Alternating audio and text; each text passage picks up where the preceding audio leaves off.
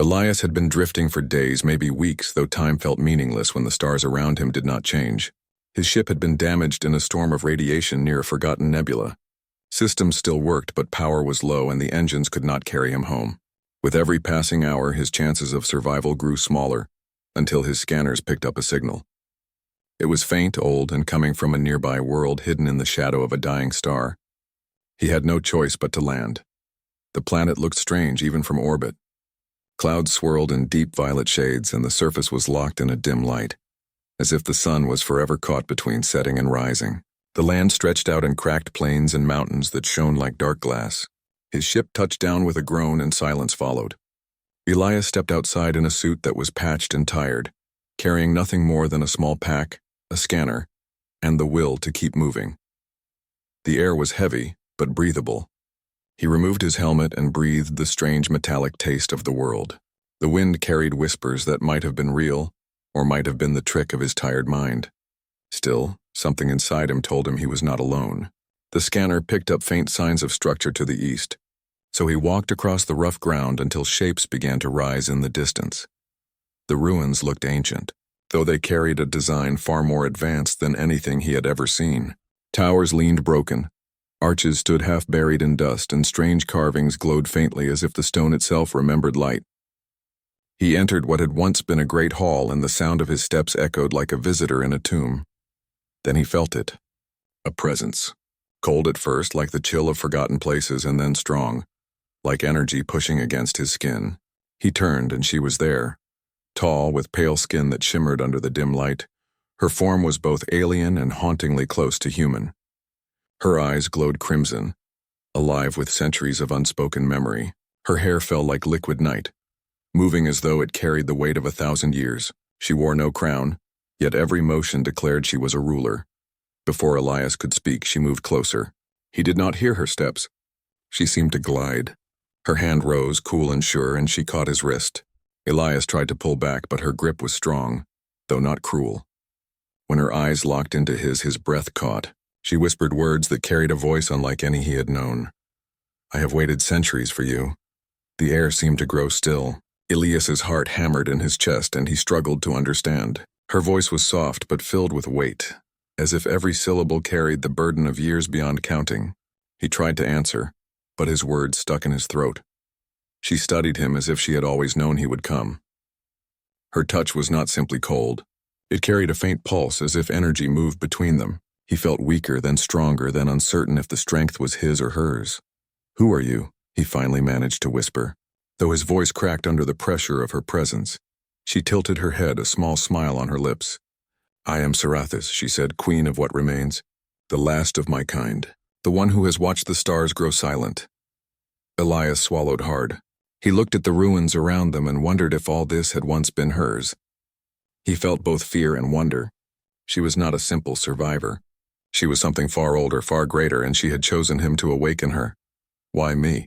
he asked, though his voice barely carried. Her grip on his wrist softened, though she did not release him. She leaned closer, her crimson eyes burning like fire hidden beneath ice. "Because only your kind carries the spark I need. Only your kind carries the will that endures." Elias wanted to pull away, to run back to his broken ship and escape, but something deep inside told him that running was useless. He was part of something larger now. Her words echoed through him, heavy with meaning he could not yet understand. The Queen's whisper lingered in his mind, wrapping around his thoughts like a thread he could not cut. In that ruined hall under the eternal twilight of a forgotten world, Elias realized his journey had only begun. Elias stood frozen as the Queen's hand still held his wrist. Her touch felt like ice and fire at once, as if life itself was being pulled and pushed through him. He looked into her crimson eyes and felt the weight of ages. She was not simply a ruler of ruins. She was something far more dangerous, something far more lonely. Sarathis let go of his wrist slowly, as though reluctant. She moved back, her long steps echoing against the broken stone floor. Her gaze did not waver. Elias followed her with his eyes, uneasy yet drawn toward her. She raised one hand and pointed toward the dark carvings on the walls. "My people lived here for thousands of years," she said. Her voice carried the echo of vast empty halls. "We were strong. We were feared. We were eternal, or so we believed. We fed on the essence of others, drawing from them the energy that kept us alive. Whole civilizations trembled when we arrived. Elias looked at the carvings. He saw figures tall and proud with crowns and blades standing over smaller beings. The smaller figures bowed or lay broken. Above them all was the same shape repeated many times, a tall figure with burning eyes, a queen who looked like the woman standing before him. You fed on them, Elias said. His voice was calm, though his chest felt tight. Like prey. Sarathis tilted her head, not with shame but with a kind of strange honesty. It was survival. It was nature. We took what we required and we gave nothing back. But strength has a price. Our enemies learned. They united. They struck with fury, and the stars that once carried our fleets turned against us. My empire burned. She walked slowly through the hall, her pale hand brushing across the carvings as though she were touching the past. Dust fell from the stone as she passed. One by one my people vanished. Those who remained tried to feed, but the prey had grown too strong, too clever. In the end I stood alone. I sealed myself within this palace and slept. I dreamed of one who would come, one whose spirit would burn bright enough to wake me, one who was not like the others I had known. Elias felt his throat dry. And that one is me. Her eyes glowed brighter. Yes, humanity is not the strongest, not the oldest, not the most advanced, but it is the most stubborn. Your kind endures where others fall. I felt it long ago. I waited for it. I waited for you. He stepped back. The ruins felt colder now, as if her words carried the chill of truth. If you waited for humanity, then you must need something from us. From me. The queen's gaze sharpened. For a moment Elias thought he saw hunger flicker in her eyes, the same hunger that had ended entire species.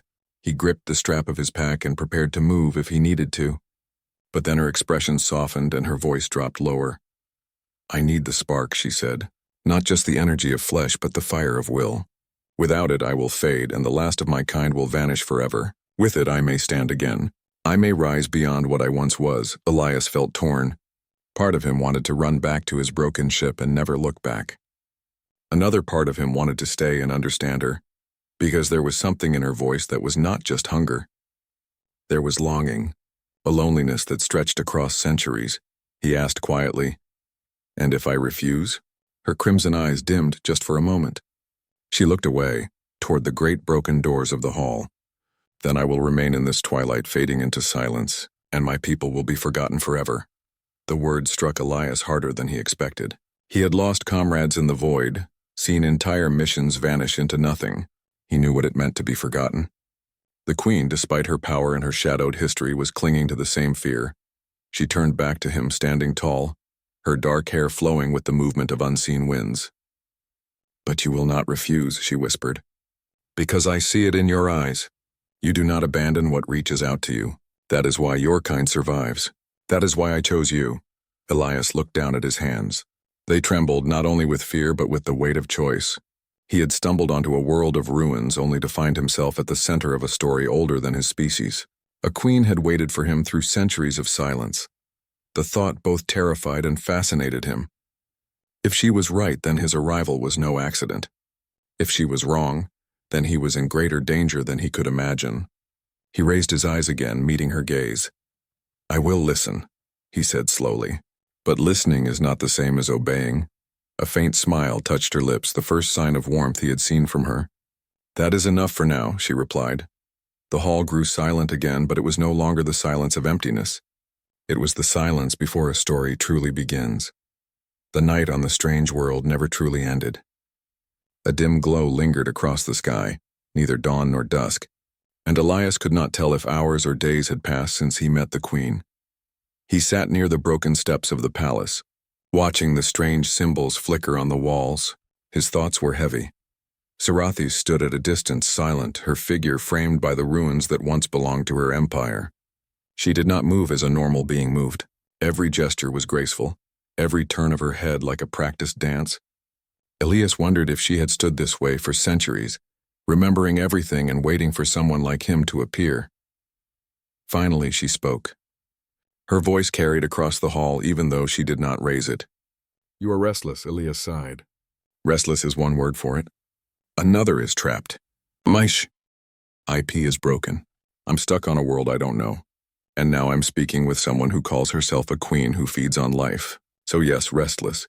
For a moment her glowing eyes softened. She walked toward him, her long steps echoing against the stone floor. When she reached him, she did not sit but stood tall, looking down as if she studied every detail of his face. "You are not like the others I have known," she said. "They feared me." They bowed. "You resist and yet you do not run. Why?" Elias looked up, tired but firm. "Because fear alone doesn't keep you alive. Running only delays the end. Humanity has lived through storms, wars, and emptiness. We keep standing because we refuse to fall. Maybe I'm afraid, but I don't show it. That's how we survive." The queen tilted her head slightly, her hair flowing like shadows. For a long moment she said nothing. Then, to Elias's surprise, she lowered herself and sat beside him. The stone was cold, but her presence felt colder still, though not unpleasant. "Your words carry strength," she whispered. "Not strength of body, but of spirit. My kind never valued such things. We saw power only in what we could take. We conquered, but we never endured. That is why we are gone. That is why I am alone." Elias turned to face her. "Maybe that's the difference. You looked for survival in others' weakness. We look for survival in each other's strength. We fight for one another, even when it costs us." Her crimson eyes studied him carefully, as if she was trying to understand something she had never known. The faint glow of the ruins painted her face with light and shadow. For the first time, she seemed less like a predator and more like a figure searching for meaning. "You would give your life for another?" she asked softly. "Yes," Elias answered without hesitation. "Because if you live only for yourself, what's left when you're gone? Nothing. But if you live for others, they carry you forward. That's what it means to be human." The queen leaned closer, her voice almost a whisper. "That is why I waited for you. That spark, that defiance, that is what I could never find in all the centuries before. I thought my power was enough. I was wrong." Elias felt a strange shift inside him. For the first time since meeting her, he did not see only danger in her. He saw sorrow, loneliness, a hunger that was not only for survival but for understanding. He asked quietly, "What do you want from me, Sarathis?" Her gaze did not leave his. "I want to learn. I want to know what makes humanity endure. I want the fire that drives you to rise even when the stars turn against you. If I can take it, I will live again. If I can share it, perhaps I can be more than I was." Elias felt torn. He knew she had the power to crush him if she wished. Yet he also knew that her words carried truth. She had waited centuries not simply for prey but for something she could not name until now. He drew a long breath. "If you want to learn, then listen. Humanity is fragile. We bleed, we break, we fall, but we stand again because we have hope. Without hope, we are nothing. With hope, we can face anything. That's the fire you're searching for." Sarathis closed her eyes for a moment as if she was holding on to the sound of his words. When she opened them again, the glow within seemed softer, more alive. "Hope," she repeated slowly, almost tasting the word. "It was not a word in my people's tongue. But I feel it now. It is dangerous yet beautiful." They sat in silence after that, the ruins around them whispering with the weight of ages. Elias thought of Earth, of home, of people who might never know he was alive. Sarathis thought of her empire, of a world that had vanished. Two beings from different stars, bound by chance, sitting side by side under eternal twilight. For the first time since his ship had crashed, Elias did not feel completely alone. And for the first time in centuries, the Queen of Shadows did not feel like a monster. She felt closer to something else, something almost human. The ruins stretched far beyond the hall where Elias and Sarathis had spoken. After a long silence, she rose and told him to follow. He hesitated, but then walked behind her through the vast corridors. The broken palace was quiet, yet the walls still glowed faintly with the memory of power. Each arch and pillar seemed carved to honor something greater than life itself. They entered a wide chamber where the ceiling had collapsed long ago. Through the cracks, the dim sky poured down in shades of violet and silver. The walls were covered in carvings far older than Elias could guess. Shapes of battles, fleets of ships crossing the stars, and faces of kings and queens looked back at him. Every line of stone seemed alive with pride and arrogance. Sarathis touched the wall with her pale fingers. Dust broke away at her touch, and her crimson eyes followed the figures etched there. "This was our story," she said softly. "We rose above all others, worlds bent to our will. We believed ourselves eternal. We thought the stars could never deny us." Elias studied the carvings more closely. He saw towering figures with glowing eyes, their hands raised as smaller beings knelt before them. He also saw flames, destruction, and ships torn apart in the skies. Among the carvings, one figure stood again and again, tall and crowned, a queen watching as both glory and ruin unfolded. "That one is you," Elias said quietly. Sarathis nodded. "I was crowned when my empire began to fall. I tried to hold it together, but it was already too late. My people had fed on others for too long. We had no allies, no friends, no one who wished us to survive. When the rebellion came, we stood alone. Even our strength could not save us." Her voice grew heavier as she spoke, and Elias felt the weight of her words. He imagined her standing at the heart of a crumbling empire, surrounded by enemies, watching her people vanish one by one. The thought almost stirred pity in him, though he reminded himself that her people had brought much of it upon themselves. Elias walked closer to the wall and traced a cracked symbol with his hand. "You conquered, but you never built trust. That's why they rose against you. Power without compassion always falls in the end." Her eyes snapped toward him, glowing brighter for a moment. There was no anger in her expression, but her presence became sharper, colder. "You speak boldly to a queen," she said. "I speak honestly," Elias replied, standing his ground. "If no one dared to tell you the truth, maybe that's why it all collapsed." For a moment the chamber was filled with silence, broken only by the faint sound of wind through the broken ceiling. Then Sarathis did something Elias had not expected. She laughed. It was not cruel, but soft and almost sorrowful. "You may be right," she whispered. "For centuries all who looked at me bowed their heads. They feared my gaze, my hand, my hunger. No one dared to speak what you have spoken now. Perhaps I did not want to hear it then. Perhaps I could not, but now. It cuts deeper than any blade because it is true." Her laugh faded into a sigh, and she stepped back from the carvings. Elias saw in her eyes not only pride, but a wound that had never healed. "I was worshipped as a goddess," she continued, "but I was nothing more than a prisoner of my own crown. I ruled, yet I was alone. I fought, yet I was hollow. And in the end, when the flames consumed everything, I realized too late that eternity is nothing without meaning." Elias looked at her, and for the first time he felt he understood her. She was not only a predator, not only a queen. She was someone who had carried the burden of survival so long that she no longer knew what it meant to live. He took a breath and said, "Maybe meaning isn't something you take. Maybe it's something you build with others." The words hung in the chamber like a quiet challenge. Sarathis's gaze lingered on him, searching his face as though she wanted to test the strength of his words. At last she turned and began to walk deeper into the ruins. "Come," she said. "There is more you must see." They entered another hall where tall columns reached toward the broken ceiling. At the center stood a throne of dark stone, cracked but still standing. The carvings around it showed not conquest but rebellion. Armies rose, ships burned, and the figures of her people fell. The throne itself was carved with lines that glowed faintly as if it still remembered the touch of its ruler. Sarathis walked to the throne and stood before it, her eyes fixed on the seat of her power. For a moment Elias thought she would sit, but she only reached out her hand and brushed its surface. "This is where I swore I would never bow," she said, "and yet in the end I was forced to hide. Pride gave me nothing but silence. Perhaps I should have listened to voices like yours long ago." Elias felt the air grow colder and a strange unease passed through him. He realized that the palace was not only ruins. It was alive with memories, with echoes of her power, and perhaps with machines or guardians he could not yet see. The thought made him grip his pack tighter. Still, he looked at her and said, "The past doesn't have to chain you. You can choose something different now. You can choose to be more than what they called you." Her crimson eyes burned brighter again, though this time it was not hunger but something closer to hope. "Perhaps," she whispered, "but choice is a gift I do not yet know how to take."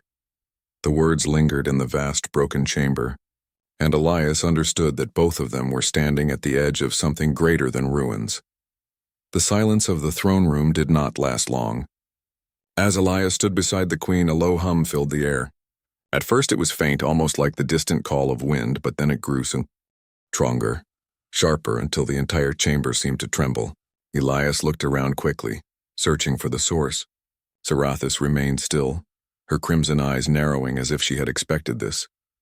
From the shadows of the broken columns, shapes began to emerge.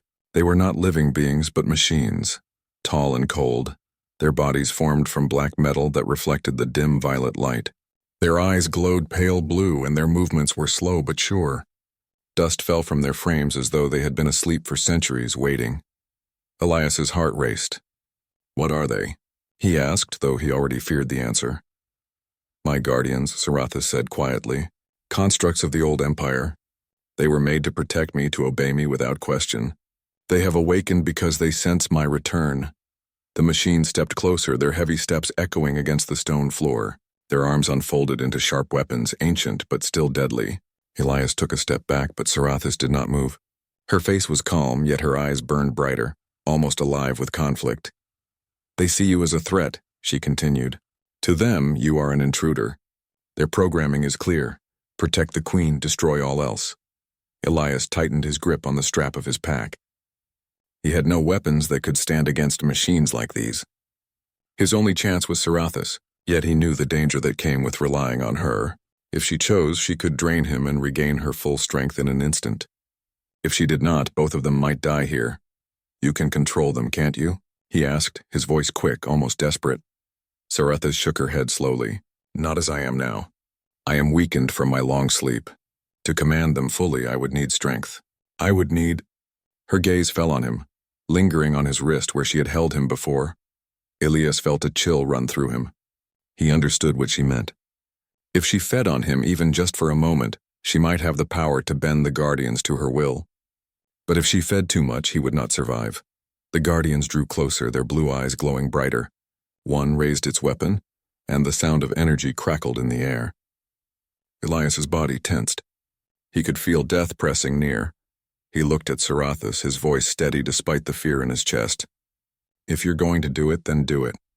But don't take everything. Leave me enough to stand." Her eyes widened slightly at his words. For the first time in centuries, someone was not begging her for mercy or cursing her as a monster. He was offering himself not out of fear, but out of choice. That spark of human defiance struck something deep inside her. She stepped forward, her hand reaching out once more. Her fingers wrapped around his wrist, cold and firm. Elias felt the pulse again, the strange pull of energy between them. His knees weakened as strength slipped from him, but then something unexpected happened. Instead of draining him completely, she let some of the energy flow back, creating a strange balance between them. Her crimson eyes flared with new light. She rose taller, her presence filling the chamber. The Guardians halted for a brief moment, as if sensing her strength return. Sarathis lifted her hand toward them, and her voice rang out sharp and commanding. "Stand down." For a moment, the machines hesitated. Sparks flickered in their glowing eyes as if they were resisting. Then one by one they lowered their weapons. The hum of their engines softened, though they did not leave. They remained still, watching, waiting for further orders. Elias staggered back, catching his breath. His body felt weaker, but there was also something strange within him. A faint echo of the energy she had shared. It made his blood burn and his thoughts clearer. He looked at Sarathis with both awe and suspicion. "You didn't take it all," he said quietly. Her gaze turned to him, her expression unreadable. "No, you gave freely. That is something I had never known. To take is easy. To be trusted, that is harder. I could not betray it." The Guardians moved back into the shadows, their glowing eyes still visible, but their threat lowered. Elias felt the danger had not ended, only shifted, but for now they were alive. Sarathis looked at him closely, her voice softer now. "Do you see, Elias? Alone I am nothing but a shadow of what I was. But with you, with humanity's fire, I am something more. Together we can stand against even the remnants of this broken world." Elias wanted to argue, to tell her he had not chosen to be part of her destiny, yet deep inside he knew something had changed. Their bond, fragile as it was, had saved them both. The thought unsettled him, but it also filled him with a strange sense of strength. As they left the throne room, the palace walls trembled again, as though the awakening of the Guardians had stirred other forces still hidden. Elias looked once more at the queen walking ahead of him, her dark figure outlined against the dim glow of the ruins. He knew the path ahead would not be safe, and he knew he would have to decide soon, whether to keep walking beside her, or to find a way to break free from the bond that now tied their fates together. The palace no longer felt like a ruin. It felt alive, as though the awakening of the Guardians had stirred the heart of something buried deep in its walls. The air hummed with hidden power, and the faint glow of the carvings spread like veins of fire across the stone. Elias followed Sarathis through the endless corridors, his body still weak but carrying that strange spark she had shared with him. He could feel it every time she walked near. A pulse moved between them, faint but steady, like a thread binding his heart to hers. He did not understand it, but he knew it was the reason he was still alive. They entered another chamber, larger than the throne room. Towers of crystal reached toward the ceiling, broken yet glowing with pale light. Between them, machines stirred. Unlike the guardians from before, these were larger, their frames built for war. Blades unfolded from their arms and their eyes blazed white as they rose from centuries of silence. Elias froze. More of them, he whispered. Sarathis stood still, her crimson eyes glowing. Not guardians, soldiers. They were created to fight when empires fell. Their purpose is destruction, not protection. The soldiers turned as one, their gaze locking onto Elias. They did not see him as a guest or an ally. They saw him as prey, the air filled with the sharp sound of weapons charging. Elias's hands shook, but before he could move, Sarathi stepped in front of him, her voice ringing like steel. You will not touch him. The machines did not hesitate. They surged forward, their heavy steps shaking the ground. Blades swung, energy crackled, and Elias felt terror claw through him. He stumbled back, searching for cover, but Sarathis did not move. She raised her hand, and the bond between her and Elias flared. Elias felt it too. A rush of heat filled his veins, making his body stronger, his mind sharper. His fear did not vanish, but it no longer controlled him. He looked at Sarathis, and for the first time he understood. This was not her feeding on him. This was power shared. Sarathis's eyes burned brighter, and she leapt into the air with impossible speed. She struck the first machine with a sweep of her hand, and its chest shattered in a burst of light. Elias shielded his eyes from the sparks as the soldier collapsed. The others attacked, their blades flashing, but Sarathis moved like shadow and fire, striking with precision. Still, there were too many. One of the machines broke past her and charged at Elias. He stumbled back, heart pounding, but then the strange energy within him rose again. His hand shot out instinctively, and a burst of light surged from his palm. The machine staggered, its system sparking, and Elias fell to his knees, gasping in shock. What did I just do? He whispered to himself. Sarathis glanced at him briefly, even as she fought. Our bond, she said. What flows through me now flows through you. You are not powerless. Elias's chest burned with exhaustion, but also with determination. He forced himself up, his legs shaking, and faced another soldier that rushed toward him. He focused, trying to summon that strange force again. At first nothing happened, but when he thought of Earth, of home, of why he could not die here, the spark answered. Energy leapt from his hand again, striking the machine in its core. It fell, its glow fading. The battle raged across the chamber. Stone cracked, dust filled the air, and the sound of metal tearing echoed through the ruins. Sarathis moved with unearthly grace, her body glowing faintly with the energy she drew from their bond. Elias fought clumsily, his strikes weaker, but each time he fell, he stood again. The machines did not expect resistance from prey, and that gave him an edge. One of the soldiers struck Sarathis across the chest, sending her crashing into the ground. Elias's heart froze. Without thinking, he ran forward, standing between her and the machine. His body trembled, his mind screamed at him to run, but he held his ground. The machine raised its blade, and Elias raised his hand. The spark answered more strongly this time, bursting outward in a wave of light that filled the chamber. The machine staggered, its frame cracking before it collapsed in a heap of broken metal. Elias fell to one knee, his chest burning, but he was alive. Sarathis rose behind him, her crimson eyes wide. She had expected him to fear, to flee. Instead, he had stood before her like a shield. She placed her hand on his shoulder, and for the Saint time, her voice shook. You would risk yourself for me. Elias looked back at her, breathing hard. I told you before. That's what we do. We fight for each other. That's how we survive. Her gaze softened. She rose again, and together they faced the last of the machines. Elias fought beside her, weaker but unyielding. When the final soldier fell, silence filled the chamber once more. The only sound was their breathing and the faint hum of the palace walls. Sarathis looked around at the broken machines, then back at Elias. You are not prey, she said softly. You are not a servant.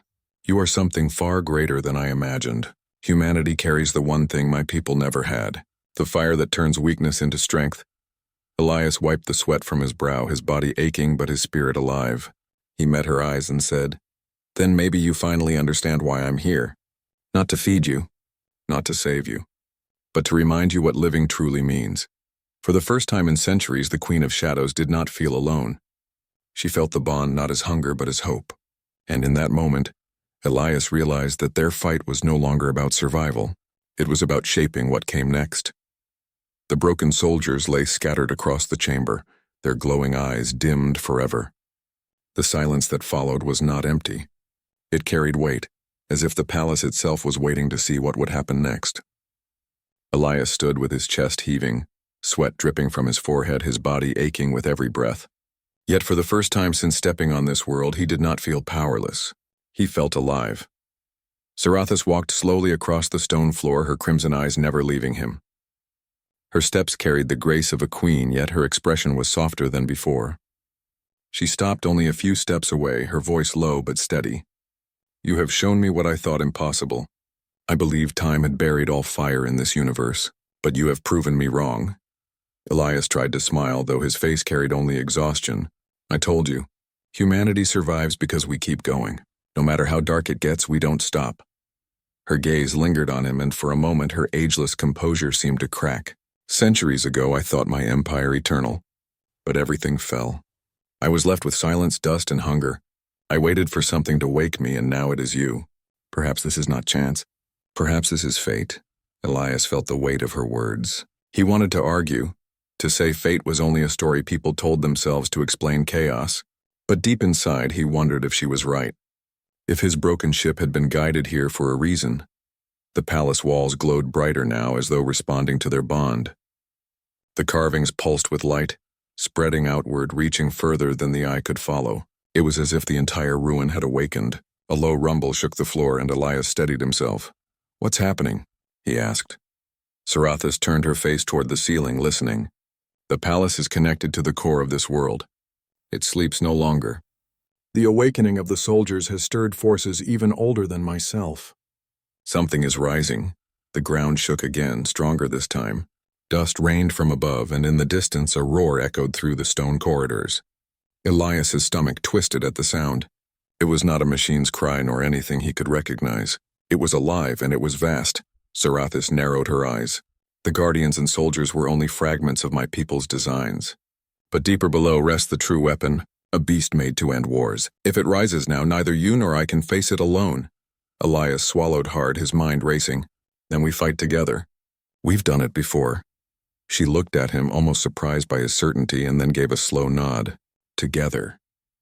The roar came again, closer this time, and from the floor at the far end of the chamber, cracks spread like lightning. Stone shattered, and from the darkness below a shape began to emerge. It was massive, its body covered in black armor that glowed faintly with the same light as the palace carvings.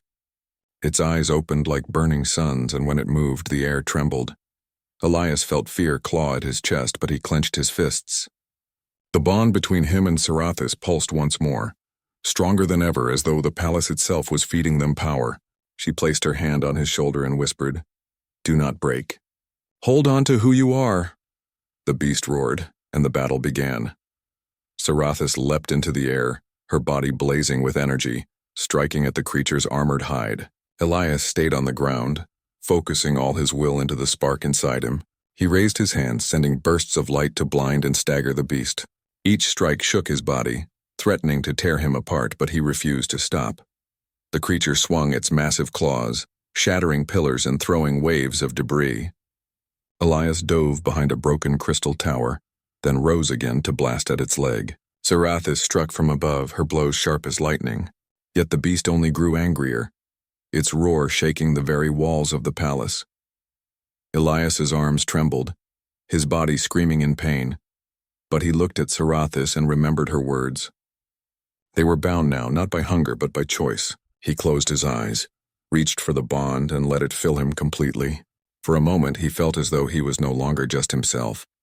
He was part of her and she was part of him. Together they struck. Sarathis drove her power into the beast's chest, and at the same time Elias released everything he had. A wave of light surged from them both, brighter than the dim star above, and it tore through the beast's armored shell. The creature screamed, its body collapsing under the weight of their combined strike until at last it fell silent. The ground shook one final time, then stilled. The beast lay broken, its light fading into dust. The palace grew quiet again, the carvings dimming but not dying. Instead of silence, the air carried a different sound, the slow, steady pulse of life returning.